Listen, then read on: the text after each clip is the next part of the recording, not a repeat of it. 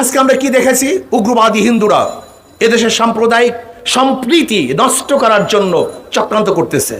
আমি মনে করি এটাও মুদি ম্যাজিকের একটা অংশ বিশেষ। মুদি ম্যাজিক কি দেখাতে চেয়েছিল? যে এদেশের মুসলমানদের হত্যা করবে, মুসলমানরা তাদের বিরুদ্ধে ঝাঁপিয়ে পড়বে, ওরা নিজেরা মন্দিরের মধ্যে অগ্নিসংযোগ করবে, নাম দেবে মুসলমানদের, এখানে একটা সাম্প্রদায়িক দাঙ্গা সৃষ্টি করবে, ওরা ভোট কাটবে। কিন্তু আমরা খুব সচেতন আছি, আমরা মোদির ম্যাজিক বুঝে গিয়েছি এই হত্যাকাণ্ডের কারণটা কি। আমরা চুপচাপ ধীরস্থিরভাবে সামনে অগ্রসর হচ্ছি। আমরা বিচার চাই।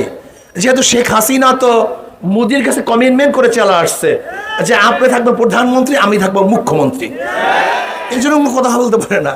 কয়েকদিন আগে আমাদের বিজেপি সদস্যকে ভারতের সীমান্তে হত্যা করা হয়েছে, মুখ খুলছে